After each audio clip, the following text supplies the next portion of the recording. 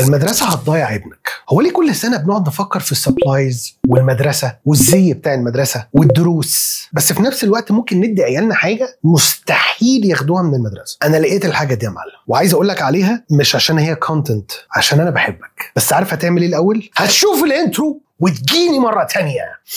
ويا مساء الفل everybody، معاكم عمر عبد الرحيم.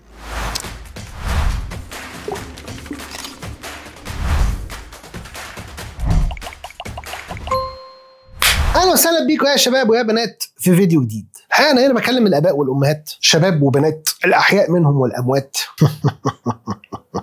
وعايز اتكلم معاهم في مشكله كده، يعني الحقيقه انا نفسي كنت بعاني منها وما زلت.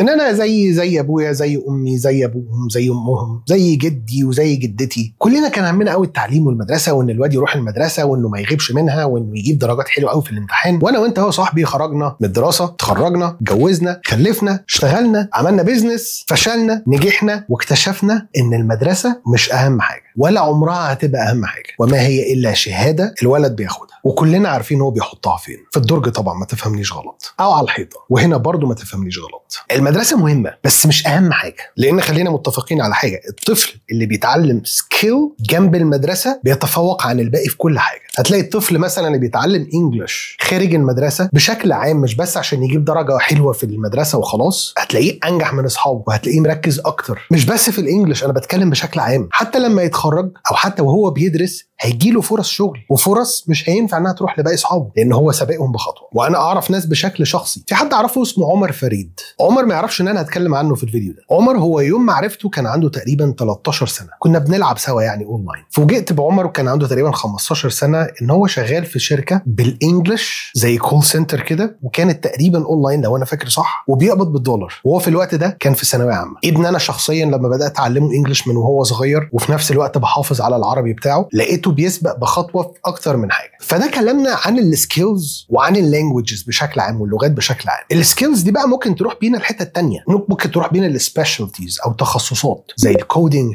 الديزاين. ابني بيتعلم كودينج، بدأ من حوالي سنة أو سنة وشهرين. فوجئت بيه من فترة كده وأنا براجع معاه إن هو ابتدى يتعلم بايثون، والناس اللي فاهمة في البرمجة عارفة يعني إيه بايثون وقد إيه هي مهمة في مجال البرمجة بشكل عام. حتى لما قلت ممكن ولد يكون بس عارف بس مجرد اسم كده وخلاص ومش مركز في الموضوع، فقلت له ما تعمل لي أي حاجة كده بالبايثون. عمل لي الحقيقة وكنت واقف مزبهل. فاللهم بارك عليه، لقيته interested واكسايتد بالحاجه اللي هو بيتعلمها بره المدرسه. تدري ليش؟ لانها مش مفروضه عليه وما عندوش امتحان عشان خاطر يخاف منه او يعمل حسابه. فده حسسني الاحساس اللي انا حسيته بعد ما اتخرجت، ان انا حابب ان انا اتعلم الحاجه، وحاجه فينا كلنا كبني ادمين، بس الفكره اللي بيبدا بدري بيسبق بدري. في مهارات بسيطه جدا بس ممكن ابنك يتعلمها في وقت قصير وهتفرق معاه جدا في حياته وعمره، زي يدير وقته اللي هو بنسميه تايم مانجمنت، ازاي يحل مشكله بنفسه، البروبلم سولفنج، ازاي يتكلم قدام الناس بثقه اللي هو البابليك سبيكينج. تتفق معايا ان كل اللي انا قلته ده اهم من ال10 درجات اللي نقصهم في الامتحان ولا لا؟